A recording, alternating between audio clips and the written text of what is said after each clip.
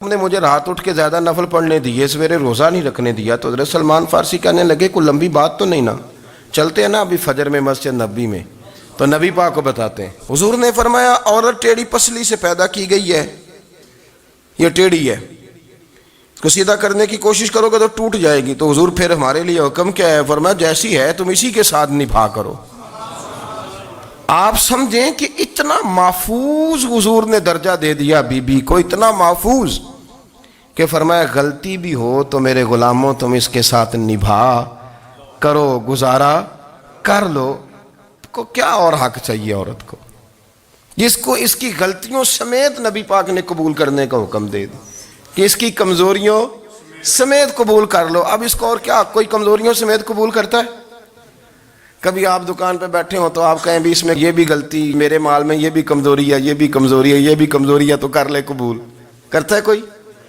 کوئی شخص ایسا ہو جو کسی چیز کی کمزوریاں بیان کر کے کہ اسے قبول کرو؟ پر رسول کریم صلی اللہ تعالی علیہ وسلم نے نا ہمیں سبق دیا، حضور نے ہمیں درس دیا، نبی پاک نے ہمیں پیغام دیا۔ فرمایا یہ ٹیڑھی ہے، سیدھی کرنے کی کوشش کرو گے تو بیچاری ٹوٹ جائے گی، تو اس کے ساتھ نبھا کر جاؤ۔ آپ میری بات کو سمجھیے گا۔ چلیں میں اس پر ایک اور بخاری مسلم کی حدیث پڑھتا ہوں۔ حضرت سلمان فارسی رضی اللہ تعالیٰ عنہ اور حضرت ابو درداء کے درمیان بھائی چارہ تھا۔ مکے سے مدینے جب لوگ آئے تو حضور نے بھائی بھائی بنایا تھا، ان کے درمیان بھائی چارہ تھا، تو ابھی پردے کی آیات نازل نہیں ہوئی تھیں، تو لوگ ایک دوسرے کی طرف جاتے تھے۔ حضرت سلمان فارسی رضی اللہ تعالیٰ عنہ حضرت ابو درداء رضی اللہ تعالیٰ عنہ کے گھر میں تشریف لے گئے تو دیکھا کہ ان کی بیوی بڑی غمگین بیٹھی ہیں۔ تو ہم نے فرمایا بہن کیا ہوا؟ تو کہنے لگی تمہارے بھائی کو دلچسپی کوئی نہیں رہی، ہر روز روزہ رکھ لیتا ہے اور ساری رات نفل پڑھتا ہے۔ حضرت سلمان فارسی کہنے لگے ٹھیک ہے کر لیتے ہیں بندوبست۔ نماز دین ہے کہ نہیں؟ دین ہے نا یہ چیزیں۔ لیکن حضرت سلمان فارسی جناب ابو درداء سے کہنے لگے آج میں نے تیرے گھر میں رہنا رات کو، کیونکہ وہ تو ساری رات نماز پڑھتے تھے، نفل پڑھتے تھے۔ انہوں نے کہا ٹھیک ہے، ایک بستر لا کے بچھا دیا حضرت سلمان فارسی کے لیے۔ سلمان فارسی فرمانے لگے دوسرا بھی لا۔ کہا وہ کیا کرنا ہے؟ فرمانے لگے تو نے بھی سونا ہے، میں نے بھی سونا ہے، تو نے بھی سونا ہے، عشاء پڑھیں گے اور پھر دونوں سوئیں گے۔ کہا میں نے تو نماز پڑھنی ہے۔ فرمایا تہجد کے وقت اٹھ کے پڑھیں گے، اللہ کے رسول بھی رات آخری حصے میں جا کے نماز پڑھتے ہیں۔ ادھر ساتھ سلا لیا، وہ تھوڑی کو دیر سوئے، اب عادت تھی ساری رات اٹھنے کی، ذرا اٹھنے لگے بستر سے تو حضرت سلمان فارسی فرمایا چپ کر کے سو جا، وہ بڑی رات پڑی ہوئی، چپ کر کے سو جا۔ وہ لیٹ گئے، پھر اٹھنے لگے تو فرمایا سو جا چپ کر کے، بڑا ٹائم ہے۔ سحری کے وقت اٹھے، نفل پڑھے، ان کا ارادہ تھا روزہ رکھنے کا، تو فرمانے لگے کل رکھا تھا نا نفلی روزہ؟ جی رکھا تھا۔ پرسوں بھی رکھا تھا، ترسوں بھی رکھا تھا۔ فرمایا آج نہیں رکھنا، آج میں تیرا مہمان ہوں، سارا دن کٹھے مل کے روٹیاں کھائیں گے، آج نہیں روزہ رکھنا۔ سلا دیا۔ اب حضرت ابو درداء رضی اللہ تعالیٰ عنہ کہہ تو کچھ نہ سکے، پر کہنے لگے سلمان تم پتہ تم کیا کر رہے ہو، نہ تم نے مجھے رات اٹھ کے زیادہ نفل پڑھنے دیے، سویرے روزہ نہیں رکھنے دیا۔ تو حضرت سلمان فارسی کہنے لگے کوئی لمبی بات تو نہیں نا، چلتے ہیں نا ابھی فجر میں مسجد نبی میں، تو نبی پاک کو بتاتے ہیں۔ سرکار دو عالم علیہ السلام کی خدمت میں تو اپنی بات کرنا، میں اپنی کروں گا، حضور نتیجے کا اعلان فرما دیں گے، بات طے ہو جائے گی۔ حاضر خدمت ہوئے، عرض کی یا رسول اللہ صلی اللہ تعالیٰ علیہ وسلم یہ ساری رات نفل پڑھتے ہیں، ہر روز روزہ رکھتے ہیں، ان کی اہلیہ غمگین بیٹھی ہیں، حکم فرمائیں۔ تو نبی پاک صلی اللہ علیہ وسلم نے فرمایا پھر ہوا کیا؟ یا رسول اللہ میں نے رات سلایا ہے، سحری میں اٹھایا ہے، سویرے روزہ نہیں رکھنے دیا۔ نبی پاک نے فرمایا سلمان فارسی نے ٹھیک کیا، سلمان فارسی نے ٹھیک کیا۔ پھر حضور نے فرمایا، نبی کریم نے فرمایا ابو درداء تیرے اوپر اگر اللہ کا حق ہے، اس کے رسول کا حق ہے، دین کا حق ہے، تو فرمایا تیری آنکھ کا بھی تیرے اوپر حق ہے، تیرے وجود کا بھی تیرے اوپر حق ہے۔ یہ حضور نے فرمایا تیرے بچوں کا بھی تیرے اوپر حق ہے، تیری بیوی کا بھی تیرے اوپر حق۔ اس حق کو بھی سمجھے، حقوق اللہ بھی ہیں، پر تیری آنکھ کا بھی تیرے اوپر کیا مانا کہ تیری آنکھ سونا چاہتی ہے تو اسے سلا بھی، تیرے وجود کا بھی تیرے اوپر حق ہے، تو تیرا وجود آرام کرنا چاہتا ہے تو اسے آرام بھی کرا۔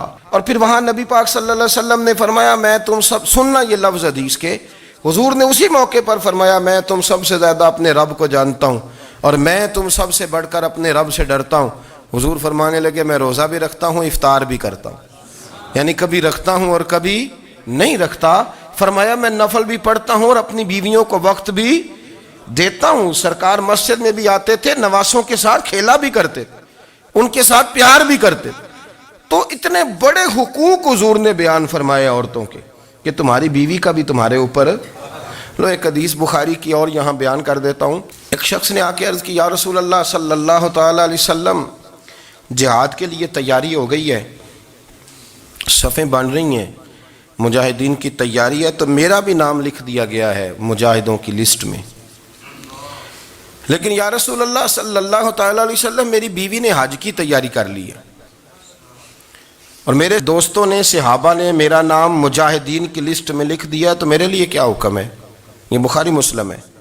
تو نبی پاک صلی اللہ تعالی علیہ وسلم نے فرمایا, جہاد پہ کوئی اور چلا جائے گا تو بیوی کے ساتھ حج کرنے جا, اسے محرم کی ضرورت ہے, وہ تیرے بغیر کیسے جائے گی؟ مجاہدین کو تو اور مجاہد مل جائے گا, پر تو اپنی بیوی کے ساتھ جانا. نبی پاک صلی اللہ علیہ وسلم نے مرد کو محافظ بنایا ہے, عورت کو مرد کا قیدی نہیں بنایا, بلکہ عورت کو حفاظت عطا کی اور مرد کو اس کا محافظ بنایا. اب بچیاں آزاد ہونا چاہتی ہیں, اور آزادی بھی وہ والی کہ جو بنیادی طور پر آزادی نہیں, فحاشی ہے. میں نے بہت پہلے کہا ہے کہ اسلام بیٹیوں کو قیمتی سمجھتا ہے. جس بندے کے پاس 20 تولے سونا ہو وہ چوک میں لے کے نہیں آتا, وہ قیمتی چیز ہے, اس نے چھپا کے رکھی ہوتی ہے. تو جو نبی پاک صلی اللہ علیہ وسلم کا کلمہ پڑھنے والے بیویاں, اسلام انہیں قیمتی سمجھتا ہے, کہتا ہے کہ تم قیمتی ہو لہذا گھر کے اندر رہو, تم باہر نہ آؤ. لیکن عورتیں ہیں کہ ان کو بلا وجہ لوگ خراب کر دیتے ہیں اور بلا وجہ وہ اس مغالطے کا شکار ہو جاتی ہیں. اب آگے بڑھتے ہیں. قرآن مجید نے سورہ نور کی آیت نمبر 30 میں کہا کہ کل للمؤمنین یغضوا من ابصارہم, فرمایا کہ اے محبوب علیہ السلام مومن مردوں سے کہہ دو کہ اپنی نظریں جھکا کے رکھیں, اپنی نظریں. اور اگلی آیت میں فرمایا وَقُلْ لِلْمُؤْمِنَاتِ یغضضن من ابصارہن, فرمایا کہ اے محبوب مومن عورتوں سے بھی کہہ دو کہ اپنی نظریں جھکا. مرد بھی اپنی نظر جھکا کے رکھے گا عورت کی طرف, لیکن یہ ساری پابندی صرف مرد پر نہیں, عورت بھی غیر محرم کا چہرہ نہیں دیکھے گی, اس پر بھی اسی طرح نظر جھکانے کا حکم ہے جس طرح کہ وہ ہر دکاندار کو بھائی جان کہہ کے گفتگو کرنے کی اس کو بھی اجازت نہیں ہے کہ وہ بھی وہ سمجھے کہ پابندی تو مرد نے کرنی تھی, میں نے تھوڑی کرنی تھی. وہ جس کے پاس جائے, جہاں بھی جائے, ڈاکٹر کے پاس جائے, باہر جائے, تو وہ جس طرح مرضی اس کا دل چاہے وہ بات چیت کرے, اس کی عورت کو بھی اجازت اسلام نہیں دیتا. بنیادی طور پہ اسلام شرم و حیا کا دین ہے, حیا کی بات کرتا ہے. حیا کی جب ہم تعریف کرتے ہیں تو حیا کی تعریف یہ ہے کہ کوئی کبھی چیز دیکھ کے نا تو آپ کی طبیعت میں کراہت محسوس ہو, آپ کوئی غلط جملہ منہ سے نکالتے ہوئے ذرا جھجکیں, آپ کوئی غلط بات کرتے ہوئے تھوڑا بوجھ محسوس کریں. ہمارے ہاں تیزی سے فروغ پایا ہے بے حیائی نے. سنگیوں کی محفلیں, یاروں کی محفلیں, اس میں غلیظ گفتگو ہوتی ہے الا ماشاء. جن دوستوں کو بڑی پاک صاف گفتگو کرنی چاہیے, دوستی کا رشتہ بڑا مقدس رشتہ ہے, جو یہاں ایک دوسرے سے پیار کریں گے جنت میں بھی اکٹھے داخل کیے جائیں گے. شرط یہ ہے کہ پیار اللہ رسول کی رضا کے لیے ہو, لیکن اس کے اندر اگر آپ کی گفتگو کچی ہو, کمزور ہو, فحاشی والی ہو, عریانی والی ہو. وہ ہمارے ہاں تو اب اس کو لوگ فیشن سمجھتے ہیں, اس کو مردانگی کی علامت سمجھتے ہیں کہ وہ جی ساری باتیں جی وہاں ہو گئیں, اور جس کا جو جی چاہا اس نے کہا. آپ جب حیا کے دائرے میں ہوتے ہیں تو آپ خود بھی سکون محسوس کرتے ہیں. دیکھیں نا, آپ کو نیند سکون سے کہاں آتی ہے؟ جہاں کمرہ بند ہو, چاروں جانب دیوار ہے, اوپر چھت ہے, خالی دروازہ بھی کھلا ہوا ہونا تو جب بندہ سکون لینا چاہتا ہے تو کہتا ہے یار ذرا دروازہ ذرا بند کر دو. وہ اچھی طرح اپنے آپ کو چھپا لیتا ہے نا حیا کے پردے میں, تو اللہ اسے سکون عطا کرتا ہے. اور جو اس سے بھی زیادہ ٹھنڈی نیند میں جانا چاہتا ہے وہ کہتا ہے لائٹ بھی بند کر دو. اب وہ مکمل طور پہ سمجھتا ہے کہ میں چاروں جانب سے چھپ گیا ہوں, اگر میں کھل کے بھی سو جاؤں گا تو میرا چونکہ پردہ قائم ہے تو مجھے کوئی دشواری نہیں ہوگی. آپ جب چھپ جاتے ہیں, جب آپ حیا کے اندر سمٹ جاتے ہیں, جب آپ چادر کے اندر آ جاتے ہیں تو آپ بہت ساری جگہوں پہ آسانی محسوس کرتے ہیں. تو حیا تو آپ کو سکون دیتی ہے, حیا تو دل کو راحت دیتی ہے, میں بڑی ذمہ داری سے بات عرض کرتا ہوں، قرآن مجید نے نا ایک مقام پہ مذاق کو، ایک مزاح ہوتا ہے خوش طبی، وہ نہیں، مذاق اڑانا، قرآن پاک نے نا مذاق کو ایک جگہ پہ جاہلوں کا طریقہ بھی قرار دیا ہے۔ بنی اسرائیل کے لوگوں سے حضرت موسیٰ نے کہا کہ گائے ذبح کرو اور ایک ٹکڑا مقتول کو مارو، زندہ ہو کے خود بتا دے گا مجھے کس بندے نے قتل کیا، تو کہنے لگے آپ ہمارے ساتھ مذاق کر رہے ہیں۔ تو قرآن مجید کہتا ہے کہ حضرت سیدنا موسیٰ علیہ السلام فرمانے لگے اعوذ باللہ ان اکون من الجاہلین، فرمانے لگے میں اللہ کی پناہ مانگتا ہوں کہ میں جاہلوں میں سے ہو جاؤں۔ یہ مذاق کرنا تو جاہلوں کا طریقہ ہے۔ اگر آپ کی زبان سے بے حیائی کا جملہ نکل گیا، اگر آپ کی زبان سے بے حیائی کا جملہ نکل گیا، آپ نے کہہ دیا کہ ہم آزاد لوگ ہیں، جو مرضی کریں گے، جو مرضی کہیں گے، جو ہمارا دل میں آئے گا کریں گے، تو پھر تو لوگ آپ کا وہ حشر کریں گے کہ آپ سے برداشت ہی نہیں ہوگا۔ جس کا لوگ مذاق بنا لیتے ہیں اور جو مذاق بن جاتا ہے پھر اسے کچھ جینے دیتا ہے۔ آپ حیا کی چادر میں چھپیں گے تو بچیں گے، اگر آپ نے اپنا مذاق بنوا لیا یہ کہہ کے کہ میں نے مرضی کرنی ہے، پھر یاد رکھنا چھپنے کو جگہ نہیں ملے گی، پھر تکلیف میں آ جائیں گے، پھر بہت بڑی اذیت کا شکار ہو جائیں۔ شرم و حیا، عرب کے اندر جو کنواری لڑکیاں تھیں ان میں بڑی حیا ہوتی تھی۔ الحمدللہ میں بڑے فخر سے کہتا ہوں کہ میرے پنجاب کی، میرے پاکستان کی بیٹیاں بھی 20 دفعہ ان کا ابا کہے تیری شادی کرنی ہے تو وہ آنکھ نہیں اٹھا پاتی آج بھی۔ یہ تو وہ چند لوگ ہیں جو کہتے ہیں ہم ہائی کلاس ہو گئے، ہمیں نہیں پتا کہ وہ روشن خیال ہو گئے ہیں کہ روغن خیال ہو گئے، پتہ نہیں کدھر چلے گئے۔ ورنہ ہماری بیٹیاں آج بھی جب ان سے ان کا باپ، ان کی ماں بات کرتی ہے تیری شادی کی، تو وہ تو شرم کے ساتھ پچھلے سے پچھلے کمرے میں چھپتی ہیں۔ یہ اللہ نے فضل کیا ہوا ہے اس ملت پر۔ تو عرب کی لڑکی بڑی حیا والی ہوتی تھی، اس سے کوئی بات کرنی پڑتی تھی تو 20 دفعہ بات کی جاتی، پھر بھی وہ عورت چھپتی پھرتی تھی۔ حضرت عائشہ صدیقہ رضی اللہ تعالیٰ عنہ فرمانے لگیں میرے نبی پاک صلی اللہ علیہ وسلم عرب کی کنواری لڑکیوں سے بھی زیادہ حیا کرنے والے۔ قاضی اعجاز مالکی نے، شیخ عبدالحق محدث دہلوی نے، دیگر بزرگ جو سیرت نگار گزرے انہوں نے لکھا ہے کہ نبی پاک صلی اللہ علیہ وسلم کے اندر 100 مردوں سے زیادہ طاقت تھی، 100 مردوں سے زیادہ طاقت۔ اب جو بات کہنے لگا ہوں، جو نتیجہ دینے لگا ہوں، اس پر خاص توجہ آپ فرمائیں گے۔ ذرا فکری طور پر، نظریاتی طور پر ایک چیز کو سمجھیے۔ ہم سمجھتے ہیں کہ جوان لڑکا ہے جی جو مرضی کرے، عمر ہے جی، آپ ذرا بات پر غور کیجئے گا کہ حضور صلی اللہ علیہ وسلم میں طاقت 100 مردوں سے زیادہ ہے اور حیا کنواری لڑکیوں سے بھی زیادہ ہے۔ ذرا اس بات کا تقابلی جائزہ کیجئے گا کہ طاقت 100 مرد سے زیادہ ہے لیکن حیا کنواری لڑکی سے بھی زیادہ ہے۔ اس کا معنی یہ ہوا کہ جس ٹہنی کو پھل زیادہ لگ جاتے ہیں وہ جھکا کرتی ہے۔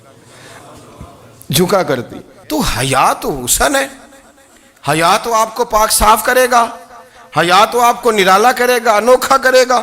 وہ ہمارے ایک دانشور ہے، انہوں نے مضمون لکھا، کئی باتیں بڑی پسند آتی ہیں۔ وہ کہتے ہیں کہ میری اہلیہ، ان کو بھی کسی نے نا مس گائیڈ کر دیا تھا، حالانکہ اچھی خاتون ہے، کسی نے مس گائیڈ کر دیا، تو وہ بھی سماجی اور ویلفیئر اور یہ خواتین کو شوق ہوتا نا بننے کا، تو وہ بھی سماج کے اندر اچھا مقام تلاش کرنے کے موڈ میں آ گئی۔ تو کہیں ایک دن جانا تھا تو بڑی بن سنور کے میرے ساتھ وہ گاڑی میں بیٹھ گئی۔ تو میں گاڑی میں، عورتوں کو یہ بھی مسئلہ ہوتا ہے نا کہ ہماری تعریف کرو، تو کئی دفعہ بعد مردوں بیچاروں کو جھوٹ بولنا پڑتا ہے، تو زبردستی کراتی ہیں نا جی۔ تو اس میں گنجائش بھی دی ہے شریعت نے گنجائش دی ہے کہ کبھی بیوی کو راضی کرنے کے لیے خلاف واقعہ بات کرنی پڑے تو کر لینی چاہیے، تو وہ کراتی بھی ہیں۔ 3 موقع پر خلاف واقعہ بات کرنے کی اجازت ہے، یعنی واقعہ کے خلاف بھی آپ بات کر سکتے ہیں۔ جنگ کے موقع پر 2 لوگوں کو صلح کرانے کے لیے اور بیوی کو راضی کرنے کے لیے کر لیں کوئی ایسی بات، بے شک اپنی طبیعت پہ جبر کر کے کر لیں، گنجائش ہے، اجازت ہے۔ تو وہ کہتے ہیں جب وہ گاڑی میں میرے ساتھ بیٹھی بن سنور کے، تو وہ تقاضا کرنے لگی کہ میں نے بڑے اچھے کپڑے پہنے ہیں پر آپ نے توجہ نہیں کرائی۔ تو وہ سیاںا بندہ تھا، وہ چاہ رہا تھا کہ میری خاتون سمجھ جائیں۔ وہ کہتے ہیں مجھے پتہ تھا کہ بیچاری مس گائیڈ ہو گئی ہے، دل کی بڑی اچھی ہے، سیاਣੀ ہے، لیکن اس کو نا کچھ خواتین نے، کچھ لوگوں نے مل کے اس کو ذہن غلط کر دیا ہے کہ سماج میں نکلو، باہر جاؤ، کام کرو، فلاں کرو۔ اپنی مرضی سے جیو. تو میرے ساتھ گاڑی میں بیٹھی کہیں جانے کے لیے، تو مجھ سے کہنے لگی کہ آپ نے میری طرف توجہ ہی نہیں کی، آپ نے کوئی ذکر ہی نہیں کیا کہ میں کیسی لگ رہی ہوں. تو وہ کہتے ہیں میں نے اسے کہا کہ اگر تو ناراض نہ ہو تو پھر میں صحیح والی تعریف کر دوں. تو اس نے کہا کہ آپ کر دیں. تو کہتے ہیں میں نے درد سے اور خلوص سے اپنی بیوی سے کہا، خلوص کے ساتھ. میں نے کہا میں تو روز گھر ہوتا ہوں، روز شام کو گھر ہوتا ہوں، اگر تو میرے لیے تیار ہوتی تو میں تیری تعریف کرتا، لیکن آج تو باہر جانے کے لیے تیار ہوئی، تو پھر ان سے تعریف کی امید رکھ جن کے لیے تو نے تیاری کی ہے. میرے لیے تیاری کرتی تو میں تو ہر شام تیرے پاس ہوتا ہوں.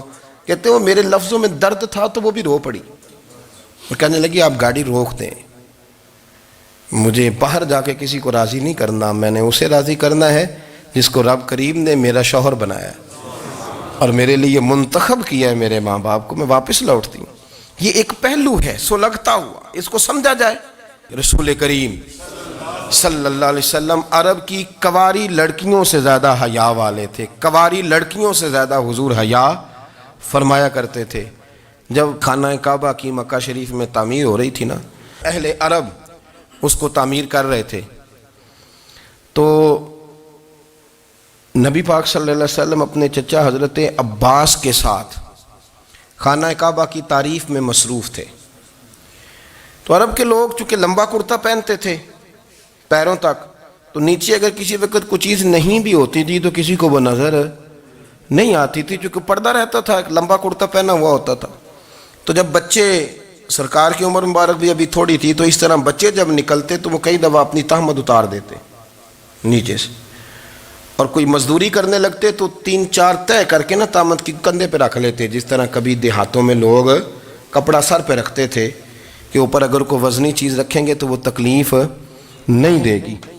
نبی پاک صلی اللہ علیہ وسلم بھی سب لوگوں کے ساتھ خانہ کعبہ کی تعمیر میں شامل تھے. تو حضرت عباس رضی اللہ تعالیٰ عنہ نے کہا حضور سے، ابھی اعلان نبوت بھی نہیں فرمایا تھا، بھتیجے آپ بھی تہمت اتاریے. یہ صحیح مسلم میں حدیث موجود ہے، اور اس کو کندھے پہ رکھ لیجیے، آپ اینٹیں اٹھا کے لا رہے ہیں تو ذرا آپ کو تکلیف نہیں ہوگی. تو سرکار دو عالم صلی اللہ علیہ وسلم سے یہ بات کہی، اور پھر جلدی سے حضور کی تہمت کو نکال کے نا، حالانکہ لمبا کرتا پہنا ہوا ہے، تو وہ جیسے ہی ان کے کندھے پہ رکھا اینٹیں رکھنے کے لیے، تو سرکار تو زمین پہ گر گئے، بے ہوش ہو گئے، آنکھیں آسمان کی طرف. اور پھر حضور پکار رہے ہیں آزاری آزاری آزاری، میرا تہمت دے دو، میرا تہمت دے دو. کبھی کوئی شخص اس وجہ سے بھی بے ہوش ہوا ہے کہ میرے وجود سے کپڑا اتر گیا ہے؟ حالانکہ سرکار پر وہ بے ہوشی بھی نبی پاک کا وہ جو غلبہ ہے نا شرم و حیا کا، اس کی وجہ سے ہوئی. ورنہ تو حضور فرماتے ہیں کہ میری آنکھیں سو جاتی ہیں، دل تو میرا اس عالم میں بھی جاگتا رہتا ہے. تو سرکار زمین پہ تشریف لے آئے، آنکھیں میرا تہمت دے دو، میرا تہمت دے دو. تو جلدی سے انہوں نے تہمت دیا تو حضور نے باندھ لیا. پھر طبیعت مبارک میں تسلی ہوئی. یعنی ہم اس رسول کے غلام ہیں کہ جن کے تو وجود سے کپڑا اتر جائے تو حضور برداشت نہیں کرتے، قبول نہیں فرماتے، تکلیف شروع ہو جاتی. لیکن یہاں نوجوان ہیں اور بڑا قد کاٹ ہے اور بڑے بڑے سمجھدار لوگ ہیں، گرمی آتی ہیں تو شارٹ کپڑے پہن کے گھومتے ہیں. ان کو خیال نہیں کہ یہ وہ والا لباس ہے جو باہر تو کیا گھر میں اماں کے سامنے نہیں پہننا چاہیے، بہنوں اور بیٹیوں کے سامنے نہیں پہننا چاہیے. آپ کی گفتگو میں شرم و حیا ہو، آپ کے لب و لہجے کے اندر حسن ہو. آپ کو پتہ ہے نبی پاک صلی اللہ علیہ وسلم نے فرمایا میری امت میں سب سے زیادہ حیا کرنے والے عثمان غنی ہیں. عثمان غنی سب سے زیادہ حیا کرنے والے. آپ فرمایا کرتے تھے جب سے حضور کا چہرہ دیکھا ہے میں نے کبھی اپنی شرمگاہ بھی نہیں دیکھی، میں نے آنکھوں کا وضو نہیں توڑا، اور جب سے حضور کے دست مبارک میں نے بیعت کے لیے سیدھا ہاتھ بڑھایا تو پھر سیدھا ہاتھ میں نے کبھی گندگی کو نہیں لگایا. حیا تھی. آپ باتھ روم کے اندر بھی غسل فرماتے تھے تو کپڑوں سمیت کرتے تھے. کسی نے کہا حضرت جی واش روم کے اندر کیوں نہیں کپڑے اتارتے؟ آپ فرمانے لگے باہر بندوں سے حیا کرتا ہوں، اندر جاتا ہوں تو رب سے حیا آنی شروع ہو جاتی، وہ تو دیکھ رہا ہے نا. تو میں جو بات آپ کی خدمت میں عرض کرنا چاہتا ہوں اس کو آپ سمجھیے گا میرے عزیز، کہ شرم والا مزاج، گفتگو بھی شرم والی، آنکھیں بھی شرم والی، لباس بھی شرم والا، دوستی یاری بھی شرم والی، بہت ساری ایسی باتیں. دیکھیں نا آپ ذرا، میں نے کہا کہ باتوں کو سن کے گزر نہ جایا کریں، اس کی گہرائی پر غور کریں. حضور علم کا سمندر ہے، سرکار سے زیادہ علم دنیا میں کسی کے پاس موجود نہیں ہے، اور صحابہ کو موقع ملا ہوا ہے اس سمندر سے فیض لینے کا، لیکن ان کی حالت یہ ہے کہ حضرت علی المرتضیٰ فرماتے ہیں 14 دن گزر جاتے، حضور سے کوئی سوال پوچھنا ہوتا تھا پر میں شرم کے مارے نہیں پوچھ پاتا تھا، 14 دن۔ بخاری شریف میں موجود ہے، ایک دن نبی پاک صلی اللہ علیہ وسلم نے پوچھا صحابہ سے کہ وہ کون سا درخت ہے جس کے پتے نہیں گرتے، اور وہ درخت اس طرح ہے جس طرح مومن ہوتا ہے، وہ درخت میرے مومن کی طرح بتاؤ۔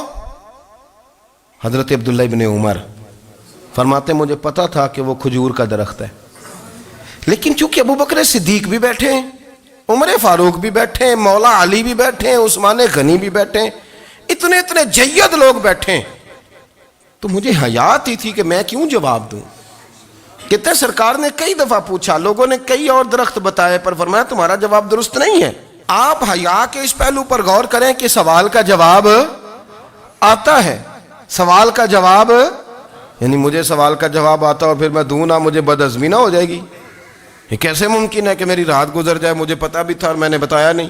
بہت سارے لوگ آ کے بہت ساری باتیں بتاتے ہیں، بہت ساری باتیں وہ سمجھاتے ہیں، تو ہم غور سے ان کا چہرہ دیکھنے لگ جاتے ہیں، کہتے ہیں یار اس کا تو دعویٰ تھا کہ میں سمجھنے آتا ہوں، تو یہ تو ہمیں سمجھا رہا ہے، چلو الحمدللہ ہم سمجھنے کو تیار ہیں۔ لیکن میرے عزیز پتہ بھی ہے جواب کا، علم بھی ہے، لیکن فرماتے ہیں میری حیا نے مجھے اجازت نہ دی کہ میں جواب دوں۔ آپ فرماتے ہیں پھر حضور سے صحابہ نے عرض کی کہ یا رسول اللہ آپ ہی بتا دیں وہ درخت کون سا ہے، تو حضور نے فرمایا بھئی وہ کھجور کا درخت ہے۔ تو آپ فرماتے ہیں میں دل ہی دل میں کہہ رہا تھا کہ الحمدللہ میرا جواب درست ہے، حالانکہ میں نے جواب دیا ہی نہیں۔ تو لفظوں میں حیا، جملوں میں حیا، آنکھوں میں حیا، اٹھنے میں حیا، بیٹھنے میں حیا، چلنے میں حیا ایک خوبصورت حسن ہے، اور نبی پاک صلی اللہ علیہ وسلم نے فرمایا جب تو بے حیا ہو جائے نا پھر تو آزاد ہے۔